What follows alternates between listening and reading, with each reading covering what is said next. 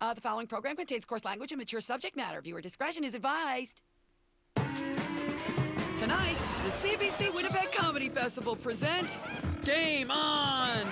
Starring Harry Duke, Erica Sigurdsson, Deb Williams, and your host, NHL hockey great Dennis Hull.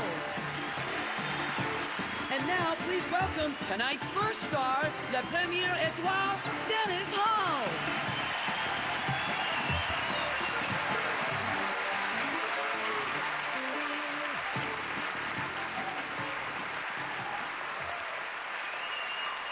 Thank you, thank you.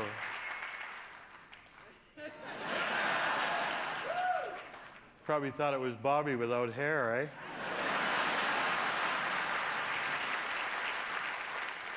But I know a lot of you guys, obviously from Winnipeg, know the difference between Bobby and Dennis Hull. But some of the younger people, I see there's young people here, and a lot of young people just say the Hull brothers, right? They just put us together as one. But you know that's not true. And to differentiate Bobby and I think it was best pointed out by Brad Park last summer. I was in New York, the Canadian Society banquet there, and Brad Park introduced me this way. He said that Bobby Hull could shoot the puck so hard, he could shoot it through a car wash and the puck wouldn't get wet. Pretty impressive, right? He also said I could shoot the puck just as hard as Bobby. Problem was I couldn't hit the car wash.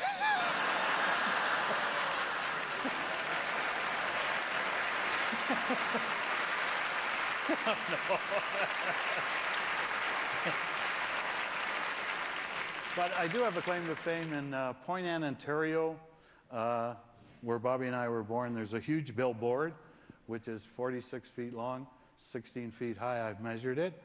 And as you drive in, it says, Point Anne, the birthplace of Bobby and Dennis Hull. Pretty exciting, eh?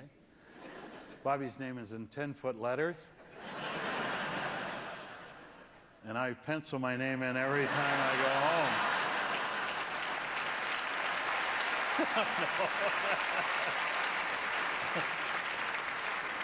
Oh, boy. I think it's time to drop the puck and get this show going. What do you say?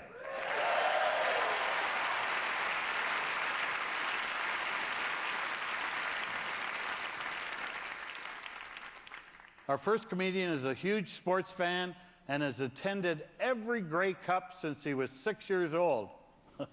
Obviously, he's never seen the Bombers play.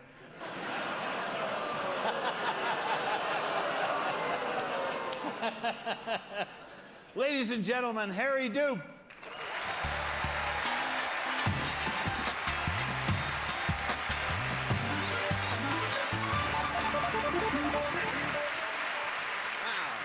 Man, thank you. It's so fun to be back in Winnipeg. It's a fun sports city.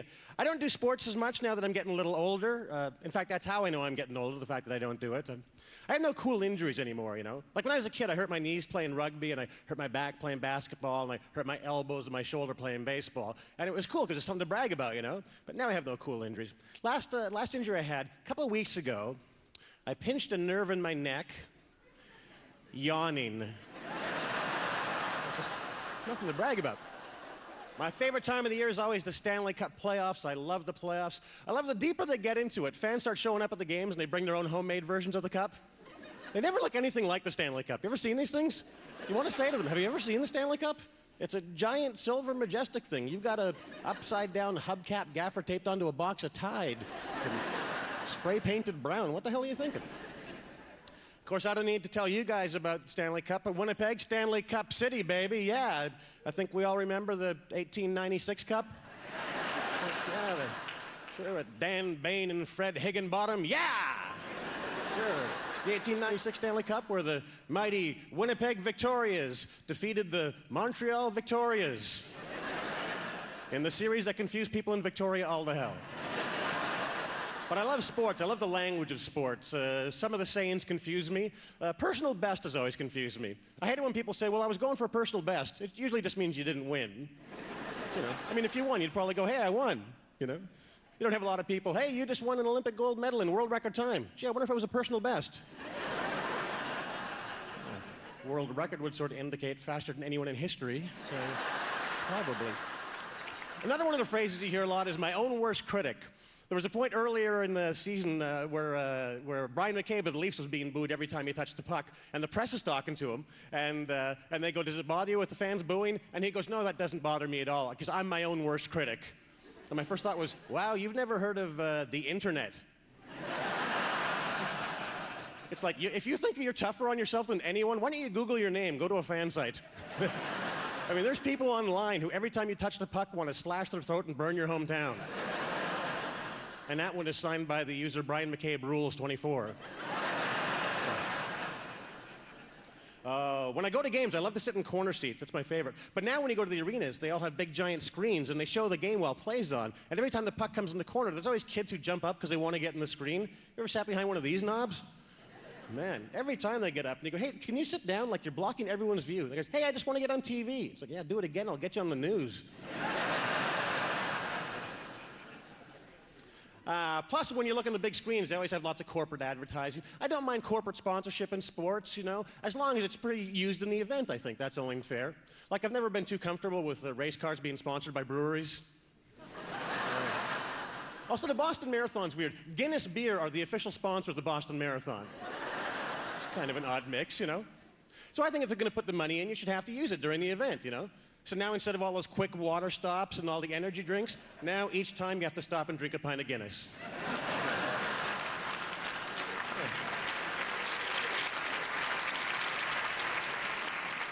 And that's the last time it'll ever be won by a 90-pound guy from Kenya. Be some 315-pound guy with its belly in a wheelbarrow. 3 days, 21 hours, 53 minutes. Personal best. Winnipeg, you guys are always great. Thanks so much for having me. We'll see you again. Good night.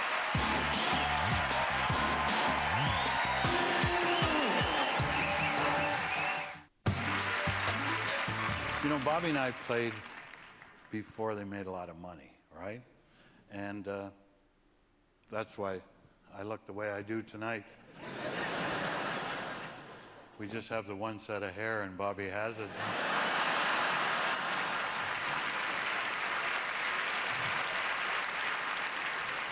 So I didn't know what it means to have a lot of money, but my nephew Brett does, right? My nephew Brett played 17 years in the NHL. He averaged $5 million a year. Isn't that unbelievable? And they make a big deal about that. But in '71 with the Blackhawks, I signed a contract for $10 million a year. I just couldn't get them to sign it, but...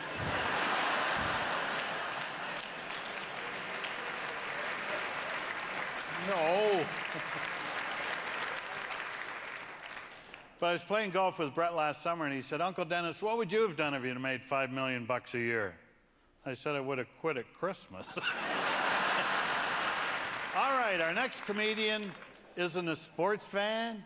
She doesn't even like hockey players. Just a minute. Is Bobby's wife, Joanne, doing stand-up?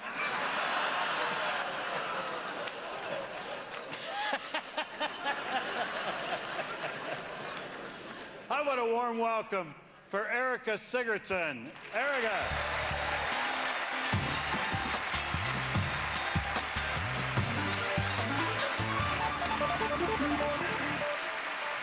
Hello, Winnipeg. I cannot believe I made out with the wrong Hull brother.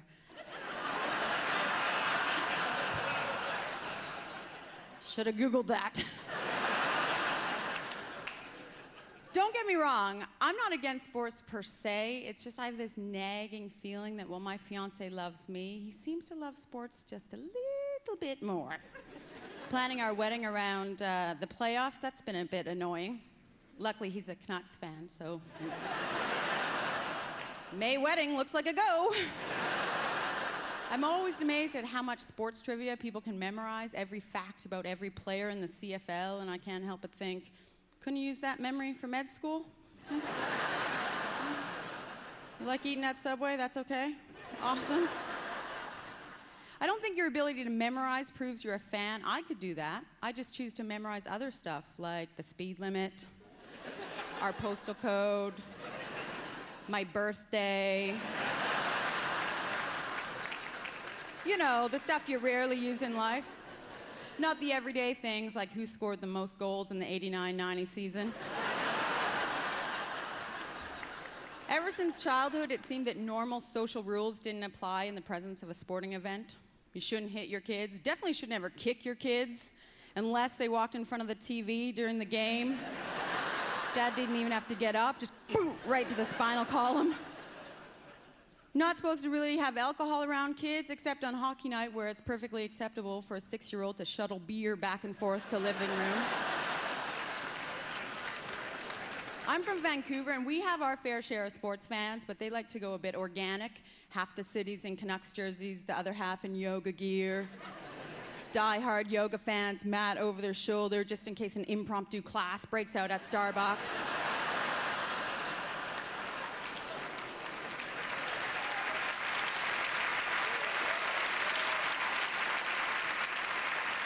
But they've committed to a lifetime of inner peace, and good for them. I dated my fiancé for 7 years before he committed to me. Your team, sure, till death do you part, but your girlfriend? Let's just see how this plays out. And he comes with all his sports nut friends, too. It's like a set of those Russian dolls. You think you're getting one, but really there's 7 of the exact same thing.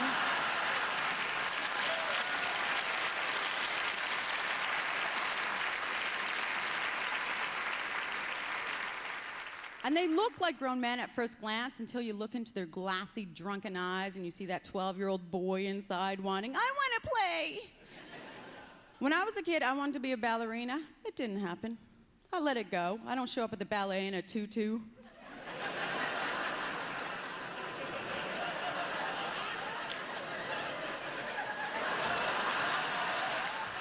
Come in, I'll do it.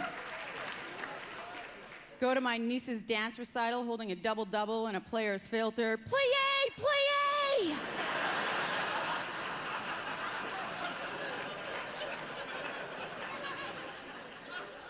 It's a pretty picture, I know.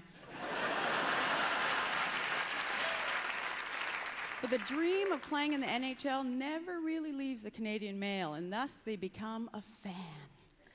And it would seem the bigger the fan, the bigger the fan. You know, that guy, always the guy sitting behind me at the game. 1 minute I'm watching all these rugged young men playing hockey. Most of them look like they were dipped in a bucket of yummy. And the next minute, this 455-pound dude rips off his t-shirt. He's got Go Team Go written on his beer gut. But he wrote it in a mirror, so it just says, Og, meet Og.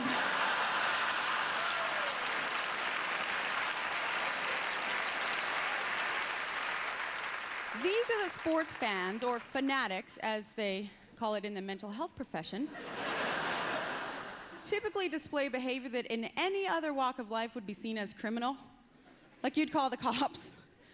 Well, first of all, he dresses like me. No, just like me. My name's on the back of his shirt.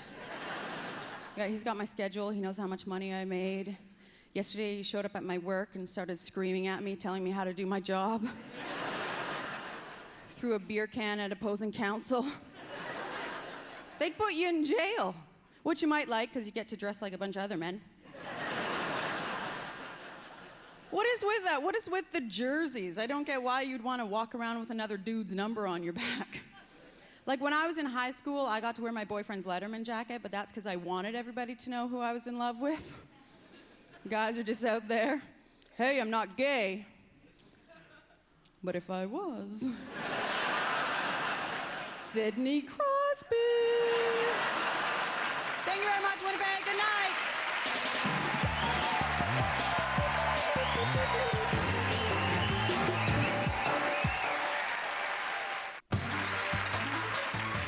Do you ever wonder what hockey players do after they're finished playing? Probably not, eh? I'm a farmer. Huh? I raise purebred polled Herefords. You familiar with those? Sure. They're beef cattle, right? They're red with a white face, sort of the opposite of me. But I love my cows, eh? I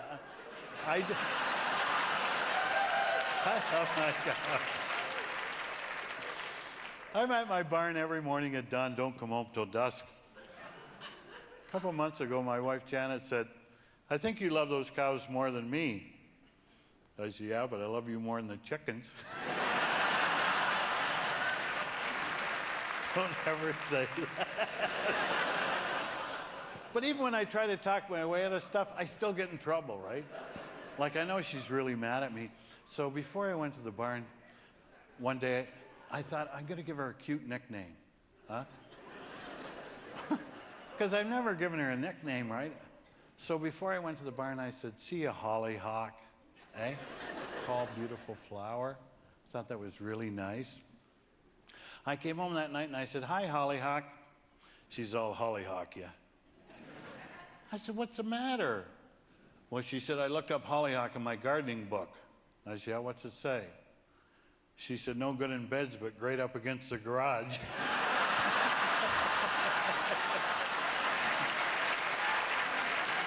All right, on with the show. This comic is a mother to athletic children, which I guess makes her an athletic supporter. Please welcome Deb Williams.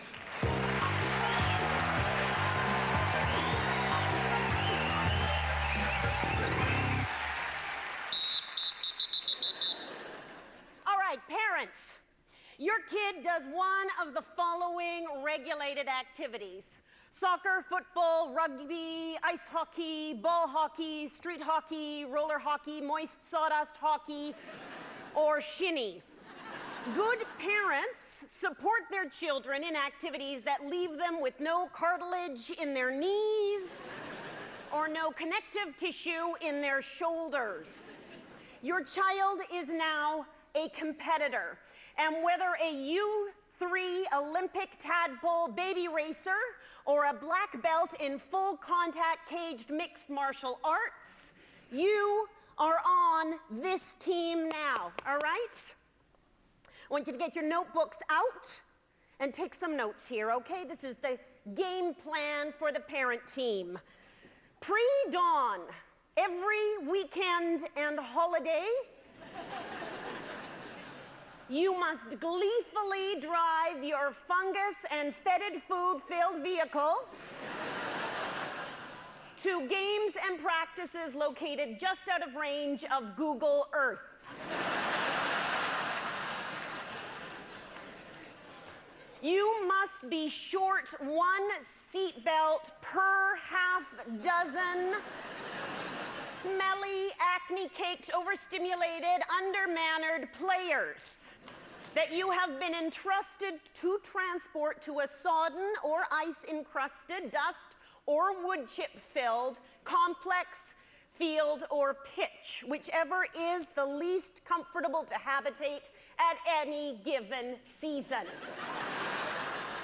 This minimum 45-minute drive must be accomplished with acquired sleep deprivation syndrome, so that you have no recollection of how you got there, how many children are in your care, or why the passenger door is missing. Remember, if you return most of the children to their home on Saturday evening, you can still salvage your season, okay? Don't lose hope. Just don't lose the MVP because someone's gonna notice a little sooner. All right, you must agree to do this drive every time because other parents are more environmentally conscious, have had their licenses revoked, and I need you to repeat after me, more important than I am. More, good, okay, now keep repeating because this is your driving mantra, okay? If I do not do this, my kids will become morbidly obese, develop juvenile diabetes, you're good, require limb amputations, and go blind from something other than masturbation. can be a little bit embarrassing.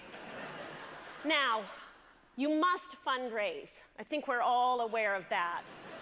You must push piles of wrapping paper and crap chocolate. Then, after driving away all your friends and family, you must empty your bank account in payback buying, okay? From coworkers whose children always sell the more expensive scented candles. It's important that you always keep your coffee beans, your coupon books, and your manure-a-thon sheets on you at all times in case you find a stranger that you have not yet defiled. You are lonely, cold, and have an adult onset eating disorder due to that failed raw cookie dough sale. You are now a bona fide sports parent. Give yourself a round of applause.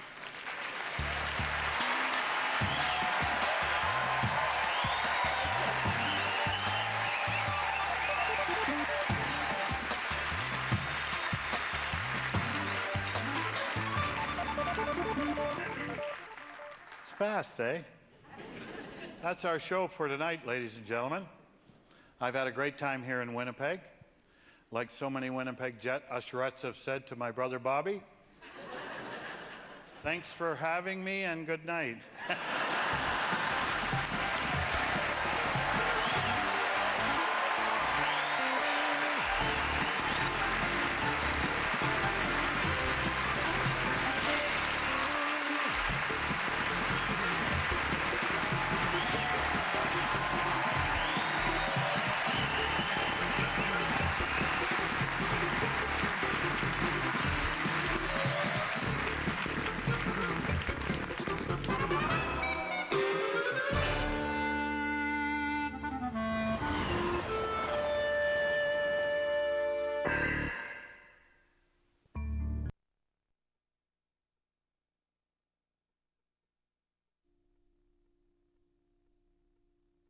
The following program contains coarse language and mature subject matter. Viewer discretion is advised. Tonight, the CBC Winnipeg Comedy Festival presents The Medicine Show, starring Brad Hughes, Daryl Dennis, Simon Rakoff, and your host, fresh from the Edinburgh Fringe Festival, Mike Wilmot. And now, please welcome Medical Miracle, Mike Wilmot.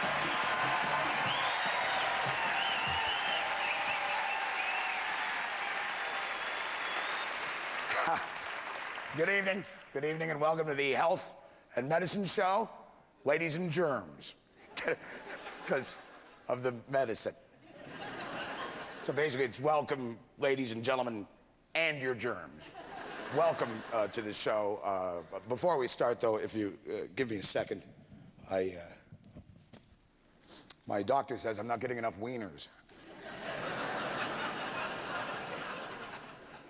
I think he's a doctor.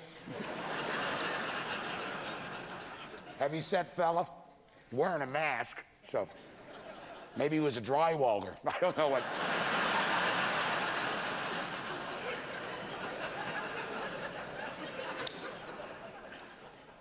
This has been sitting backstage for over a week. I was chosen to host this program because clearly I don't care.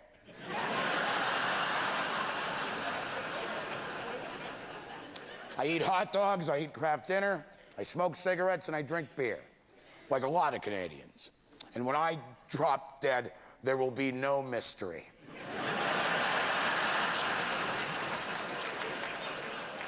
There'll be no confused mourners in the back going, but he did everything so well, he took care of him.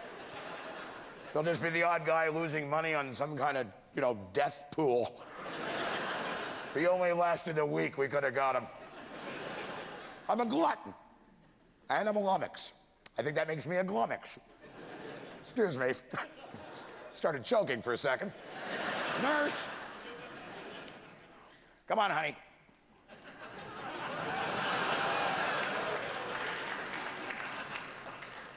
Thanks, Toots. Whether she's an actress for the CBC or a nurse, it's still our tax dollars at work, huh?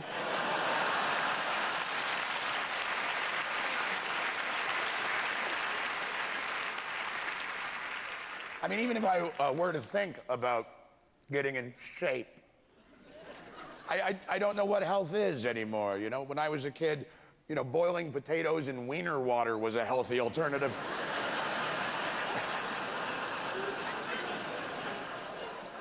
And then you're supposed to drink milk, then don't drink milk. And if you're gonna drink milk, drink like 1%, but don't drink homogenized. For God's sake, don't.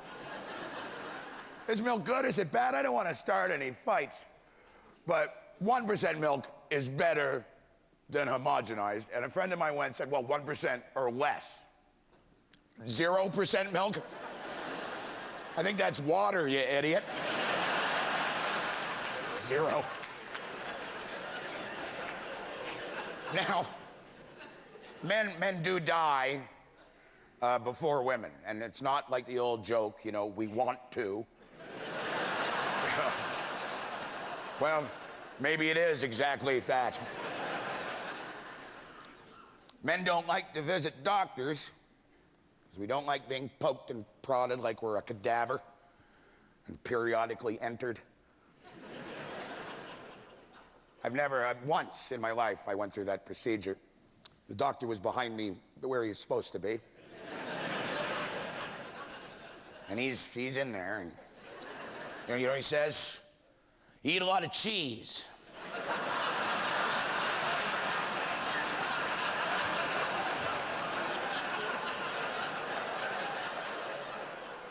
You could have just asked me.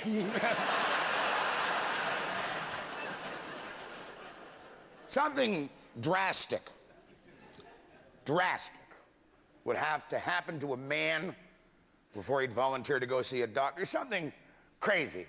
A man would have to pass a midget.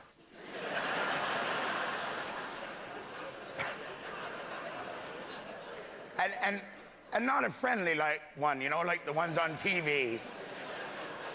An angry midget. Comes flying out the bottom of you, crawls up your leg, pokes you in the eye, and makes fun of your mom, and then runs out the door. And that would have to happen every 10 minutes before a man would look down and say, you know, if this continues,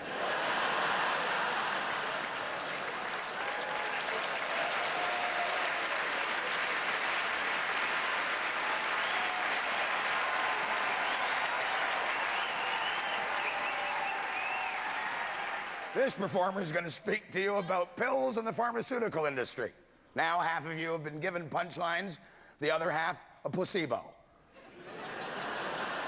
Please welcome Brad Muse.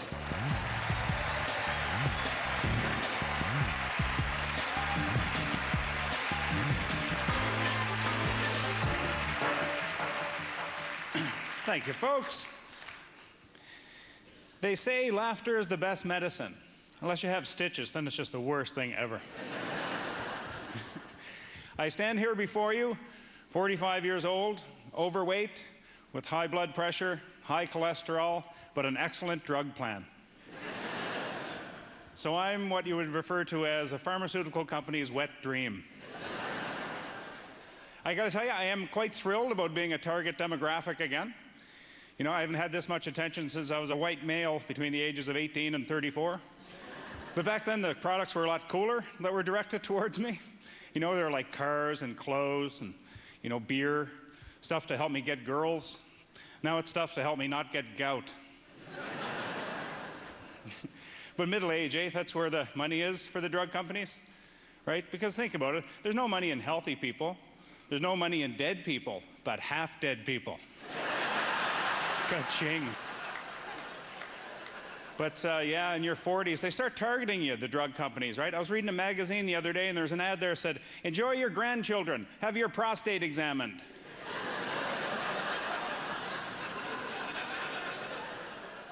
Good God, eh? Whatever happened to taking them to the park?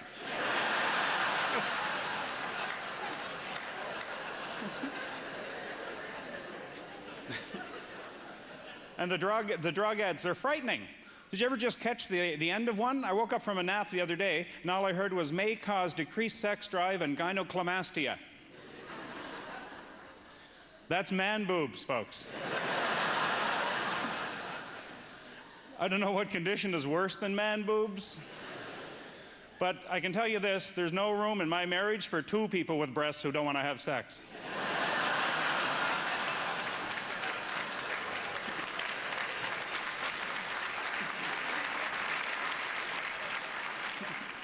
And did you ever notice people don't just get diseases anymore, they get syndromes, right? You get metabolic syndrome or restless leg syndrome. Actually, I shouldn't joke about that. My wife suffers from restless leg syndrome. The louder I snore, the more restless her legs get. I now suffer from bruised shin syndrome. My doctor is what you would call a pharmaceutical-friendly doctor. Everything in his office has like name brands and logos on it. When he's coming at me, he looks like a race car. But I drive him nuts too, I do, because I've become a bit of a cyberchondriac. And that's when you convince yourself you have every disease you've read about on the internet. And like, he'll be like, well, Brad, you know, maybe mad cow, sure. Maybe, bird flu, but definitely not a yeast infection. There's... I'm like, hey, you don't know where I've been. You can't blame doctors for writing so many prescriptions, though, right? Because it's fast and it's easy, right? But I think it's making them a little dumber. Because think about it, every doctor's office you go into now, there's a sign on the wall that says, the doctor can only deal with one problem per visit. It's unfair to the other patients, right? So let me get this straight. If I'm getting a wart removed and I start to have chest pains, I have to leave, book an appointment, and come back?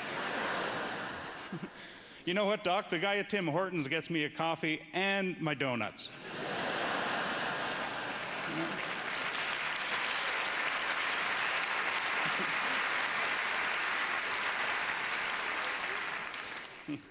He didn't go to school for 7 years either. The last time I was at my doctor's office, the receptionist calls me over and she's like, Brad, the check you gave us last time was returned, and then you missed an appointment without 24 hours notice, so there's actually a bill here for $100. How are you going to pay for these two bills? I was like, whoa, slow down. This patient can only deal with one problem per visit.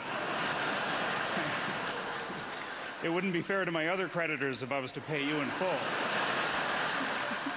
Thank you, Winnipeg. Good night.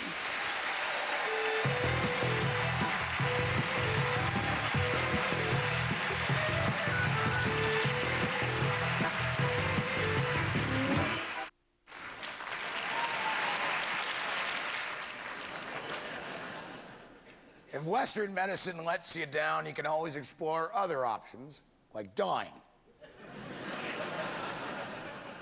Here with his take on alternative medicine is Toronto native Daryl Dennis. All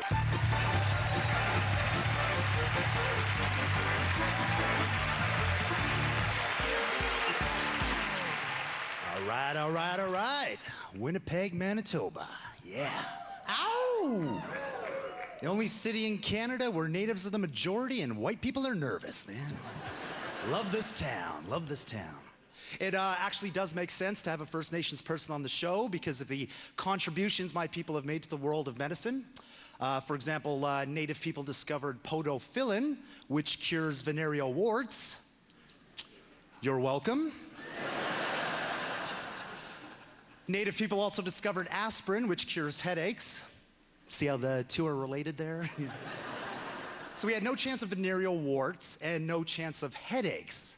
Now, no wonder the white people were able to steal our land so easily. You know, we were too exhausted and too happy to care. You know, they say that Native people discovered over 200 of the most commonly used ingredients in modern pharmaceutical drugs. Oh, Lee, ever clever us, eh? Yeah. We were the original chemists, people. You know, on this continent, we taught white people how to survive and to heal themselves. But that's not what we're known for now, is it? No. Nowadays, we're associated with something called alternative medicine. And who are the poster children for alternative medicine? Native people. And what's the alternative medicine my people are most famous for now? Lakota. That's right. You can't even say the name of the product without sounding Indian. Lakota. From the sacred Black Hills of South Dakota. There's even a picture of a long-haired mystic Lakota chief on the package. You can just hear him saying it too, huh? Lakota.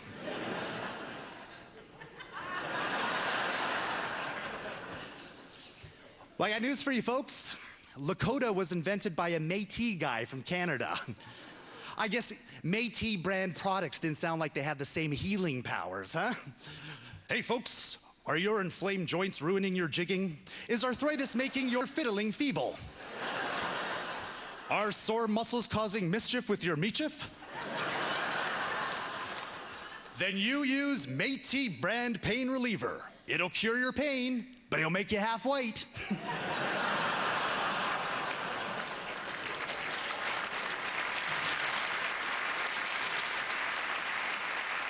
But you ever notice when there's a commercial about so-called holistic or natural medicine, it's always followed by the sound of a native flute, you know? No matter how stupid it is. It's like, do you have asthma? Then shove this handful of crabgrass up your nose.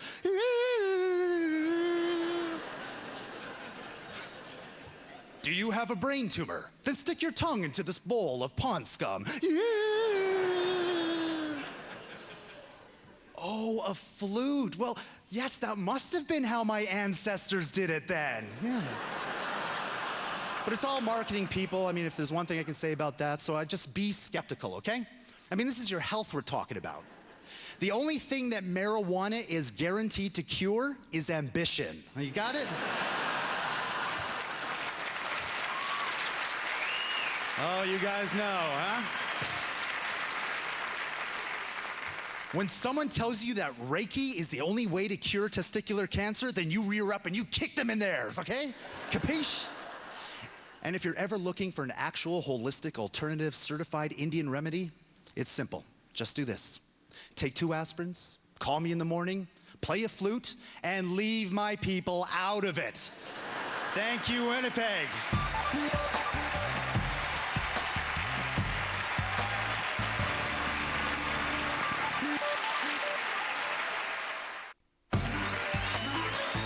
A couple of weeks ago, this performer had a terrible accident. We thought, oh my God, that would be perfect for the show. Please welcome Mr. Simon Rakoff.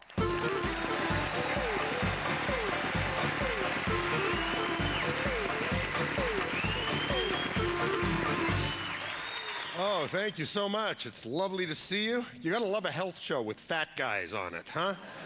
Isn't this great? We've actually got a new action series coming out this fall, Men with Guts.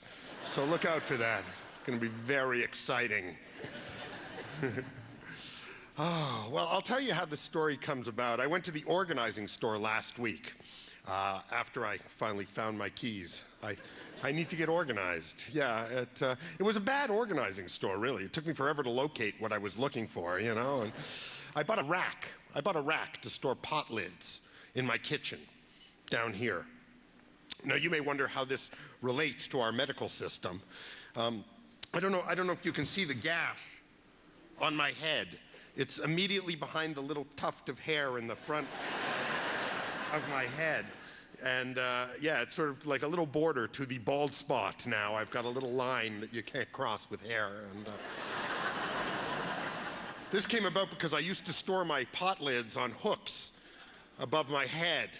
See, I told you it would relate to the new rack I got. Now, I'm not a tall man, so there is way more storage over my head than most people have available. But while reaching for this pot lid, I dislodged this pot lid next to it, and it sliced down on my head.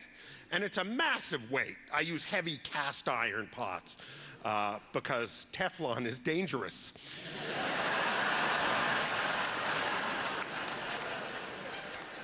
Anyway, it hit so hard, I don't know what happened. It doesn't hurt even, just your adrenaline pumps and you go, that was odd. I don't usually feel a massive blow to my cranium when I get a pot lid. And But I don't even realize I'm in trouble until I feel the warm blood just gooshing down my face. I mean, I'm bleeding like Hulk Hogan in a cage match here, you know? So I realize something is wrong.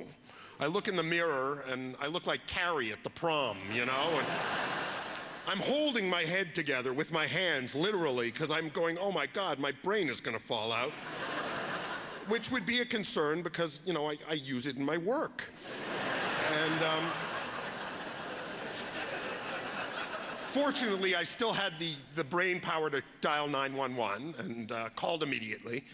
The 911 woman actually suggested using crazy glue to temporarily close the gash before they come. And to their credit, the ambulance came very quickly. Unfortunately, it did take them 30 minutes to unglue me from the girder, you know, because it's great stuff, the glue, really. Fortunately, the delay gave me time to put my pants on with my elbows, because I didn't want to let go still. That's right, I had no pants on and I was planning to cook. Don't you judge me. I cook without pants. It's my way of testing how hot the oven is. I mean, I don't do bacon that way. I'm not crazy, you know? So they rushed me to emergency, and I was triaged immediately because I looked so deadly, you know, horrible. One guy actually was seen ahead of me. The only guy ahead of me, he had been stabbed. And I said, you know, wow, who did it? And he said, my friend. Yeah, I definitely reassessed that relationship, I think. After quickly assessing that I had a cut and nothing more, they wiped off the blood and sent me to the minor care unit, or as I call it, the idiot's lounge. Because that's who's waiting there, you know? I mean, ask around, what happened to you? I was cutting an avocado and now I have a towel wrapped around my head, you know? I was trimming my hedge and my ear.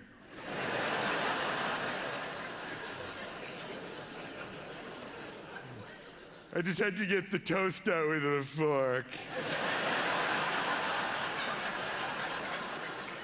I ran up the escalator to save time, and now I've been here for 6 hours.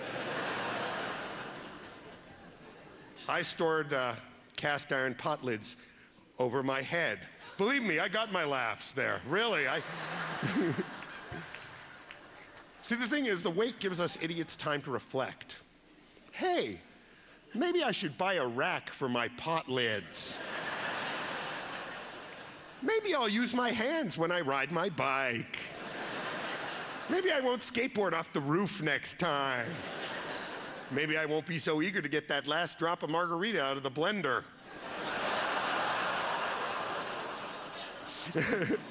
All of us in the Idiot's Lounge know we screwed up, so we kind of understand having to wait, you know? You have to wait. What I don't understand is the disdain of the doctor who has to fix us all. I mean, really. You know, I understand we're idiots, but do you have to do this when you sew me up? Honestly.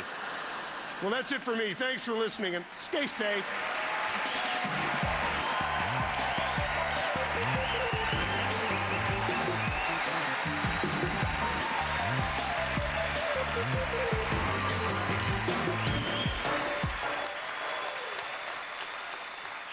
Well, thanks for coming to the medicine show. If I could just say in closing, the key to good health is moderation. So on the way out tonight, when you're thinking, man, there could have been a lot more laughs, well, then we're on the right track. Thank you all for coming out.